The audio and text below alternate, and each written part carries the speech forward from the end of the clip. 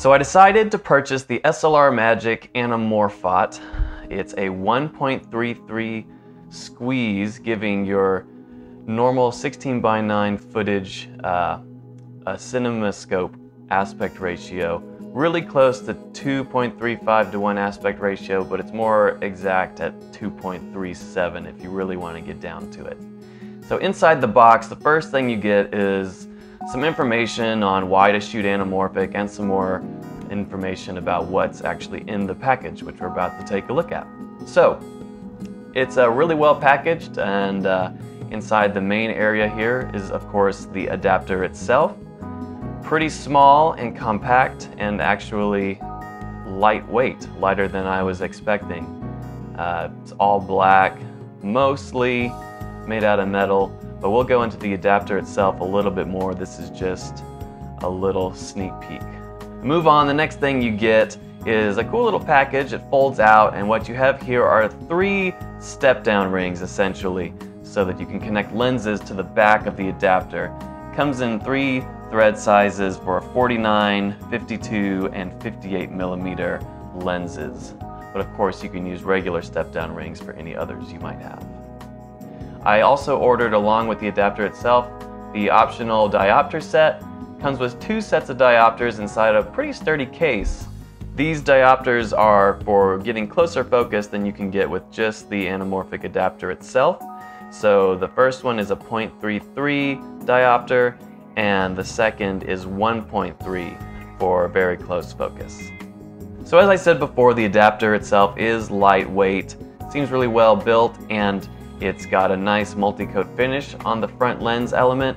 And yes, you're going to get those lens flares you want, and you can take a look here doing a little lens flare test.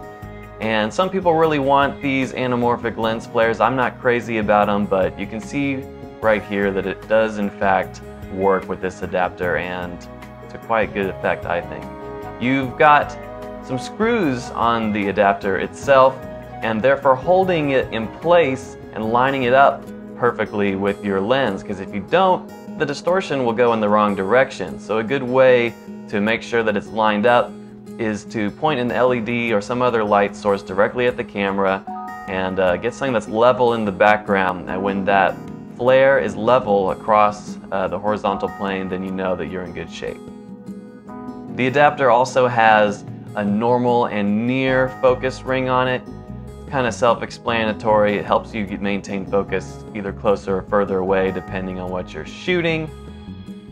Diopters, of course, will let you get closer to your subject and still keep it in focus. The diopters are coated with multi-coating just like the adapter itself.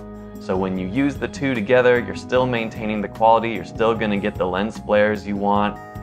And when you screw it on, it's a secure fit, and it's also flush with the design of the adapter itself. And as you see, you're still going to get the blue horizontal lens flare because of the coating on both the adapter and the diopter. So I took this thing out to shoot. I found that it worked best with my Sigma 18-35, and right here I've got that attached to my Lumix GM1. That is a Metabones Nikon F-mount to Micro Four Thirds adapter. It's not the speed booster, it's just the regular adapter. With the speed booster, you're going to get vignetting. This is just a little sample footage, and my wife was nice enough to help me get.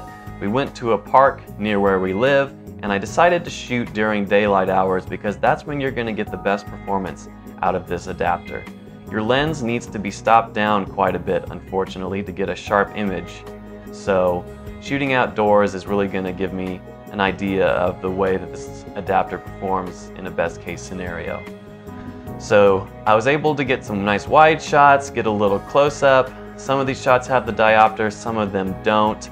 I have to say I'm reasonably pleased with the sharpness I was getting. This adapter needs to be attached to a lens that is stopped down quite a bit if you want to get sharp focus.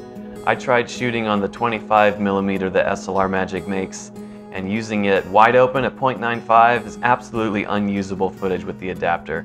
And even at 1.4 or f2, still looking a little soft. So again, that's why I chose to shoot outdoors for this sample footage. Really haven't had a lot of time to play with this adapter, but I'd have to say for anything outdoors, I'd be confident using this. I feel like focus was a lot easier to maintain But if you're moving into a low light situation, you're going to run into limitations with this adapter, simply because the lens that it's paired with must be stopped down pretty significantly for you to get a sharp image.